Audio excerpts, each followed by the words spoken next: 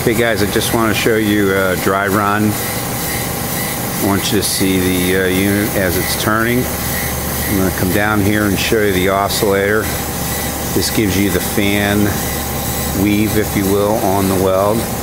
You can see the nozzle now oscillating as opposed to a straight line bead. Coming around this control panel.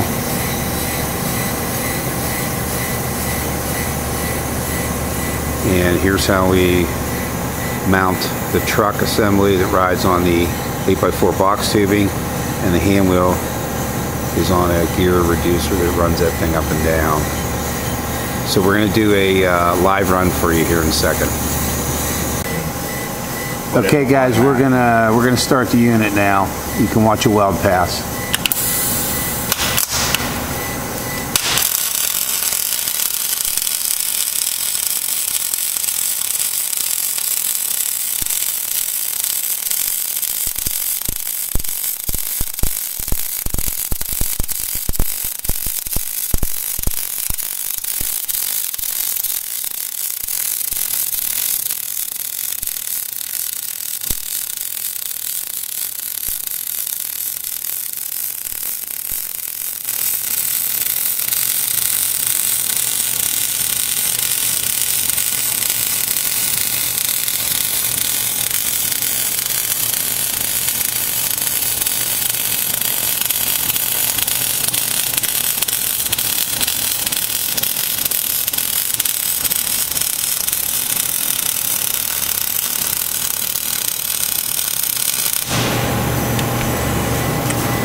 Okay, that was a 2-inch groovelet on 4-inch pipe.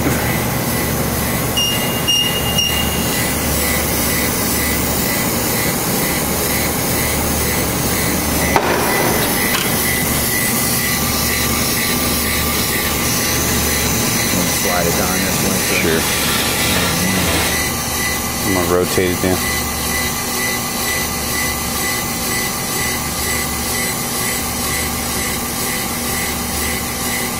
Okay, come back up again. Get a side shot on that.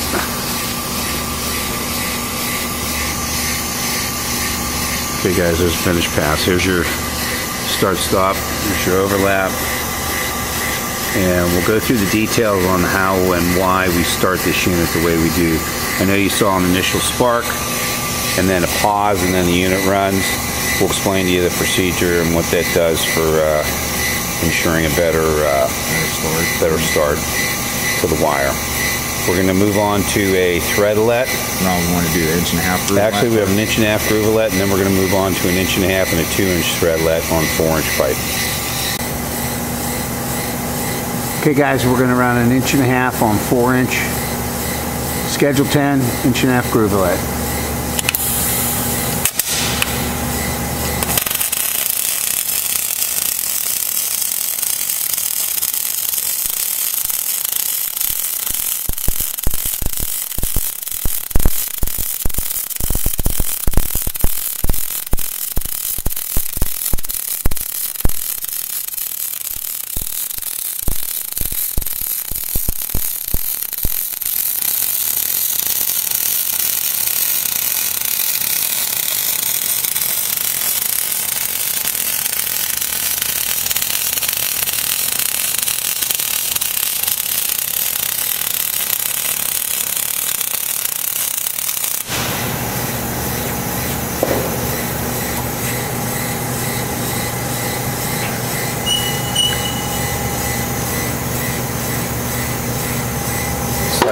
Can you slide that down this way, Dan, a little bit?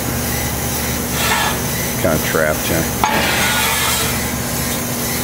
Okay, guys, here's a finish on that.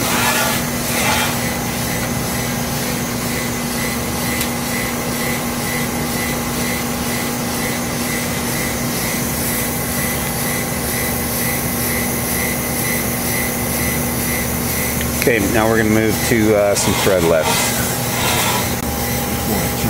I did want to show you guys, we have a more of a cone, a funnel centering device that we use for the groovelets, and we're going to replace this with a step down cone, which basically is a series of steps that have an OD that fits inside the ID of the fitting that helps center it, and I'll show you that in just a second.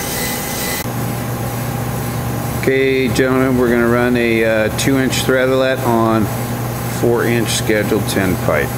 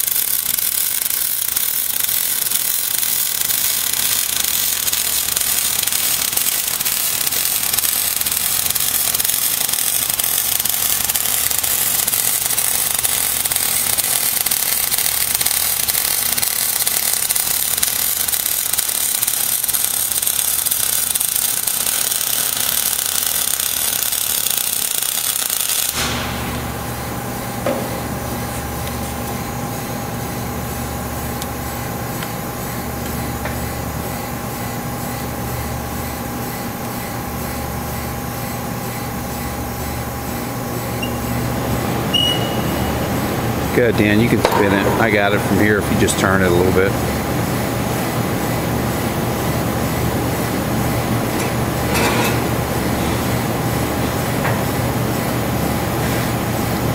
Okay guys, we're going to give you one more, 1.5 inches on 4-inch.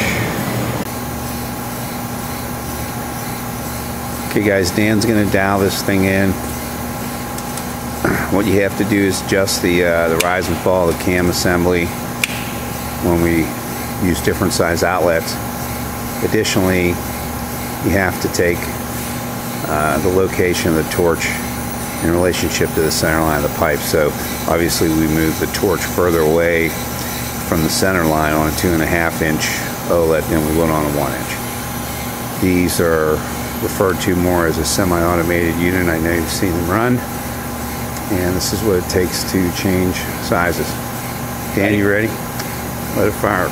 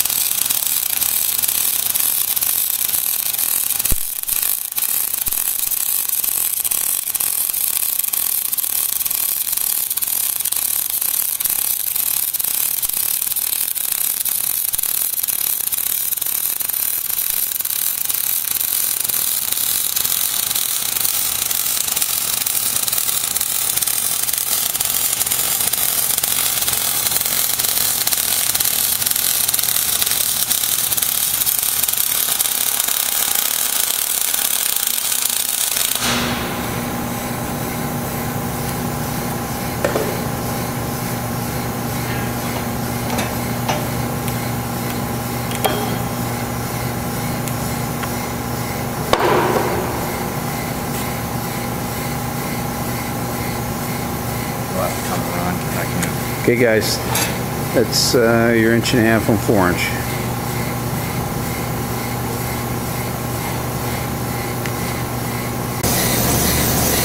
Okay guys, here's a look at the oscillator motor. As I explained to you earlier, what the oscillator provides you is a little more forgiving weld. Basically you get more of a hand weave, which we can run the metal up onto the outlet and down onto the pipe, as opposed to a straight line, which you run the risk of burning through the pipe. This is a much more forgiving operation. It's a very expensive adder, and I'm going to zoom into this outlet a little bit, and you can see that it looks very much like a hand weld. You can see the weave in it.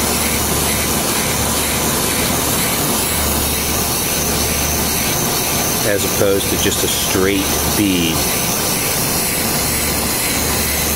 We outfit all of our units in this company with those for that reason.